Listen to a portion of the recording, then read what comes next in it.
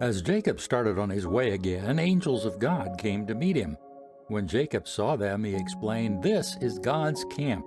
So he named the place Mahanaim. Then Jacob sent messengers ahead to his brother Esau, who was living in the region of Seir in the land of Edom. He told them, "Give this message to my master Esau. Humble greetings from your servant Jacob. Until now I have been living with Uncle Laban, and now I own cattle, donkeys, flocks of sheep and goats, and many servants, both men and women. I have sent these messengers to inform my lord of my coming, hoping that you will be friendly to me." After delivering the message, the messengers returned to Jacob and reported, "We met your brother Esau, and he is already on his way to meet you, with an army of 400 men. Jacob was terrified at the news. He divided his household along with the flocks and herds and camels into two groups.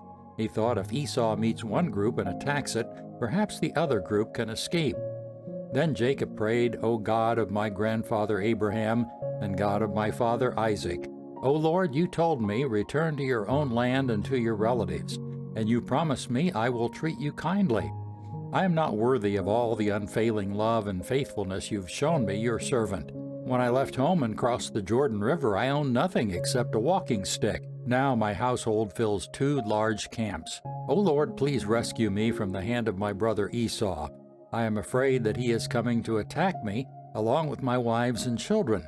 But you promised me I will surely treat you kindly, and I will multiply your descendants until they become as numerous as the sands along the seashore, too many to count." Jacob stayed where he was for the night. Then he selected these gifts from his possessions to present to his brother Esau: 200 female goats, 20 male goats, 200 ewes, 20 rams, 30 female camels with their young, 40 cows, 10 bulls, 20 female donkeys, and 10 male donkeys.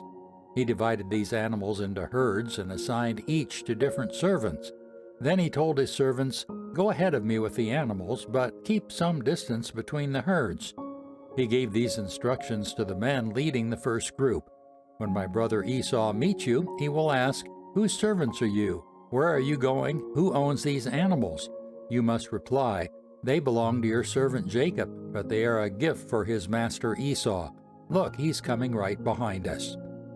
Jacob gave the same instructions to the second and third herdsmen and to all who followed behind the herds.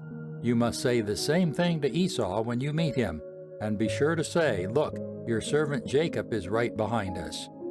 Jacob thought, "I will try to appease him by sending gifts ahead of me.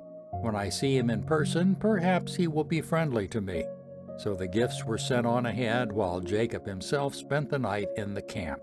During the night, Jacob got up and took his 2 wives, his 2 servant wives, and his 11 sons, and crossed the Jabbok River with them. After taking them to the other side, he sent over all his possessions. This left Jacob all alone in the camp, and a man came and wrestled with him until the dawn began to break. When the man saw that he would not win the match, he touched Jacob's hip and wrenched it out of its socket. Then the man said, "Let me go, for the dawn is breaking." But Jacob said, "I will not let you go unless you bless me." "What is your name?" the man asked. He replied, "Jacob." "Your name will no longer be Jacob," the man told him. "From now on you will be called Israel, because you have fought with God and with men and have won." "Please tell me your name," Jacob said. "Why do you want to know my name?" the man replied. Then he blessed Jacob there. Jacob named the place Peniel, which means face of God, and he said, "I have seen God face to face, yet my life has been spared." The sun was rising as Jacob left Peniel, and he was limping because of the injury to his hip. Even today, the people of Israel don't eat the tendon near the hip socket because of what happened that night when the man strained the tendon of Jacob's hip.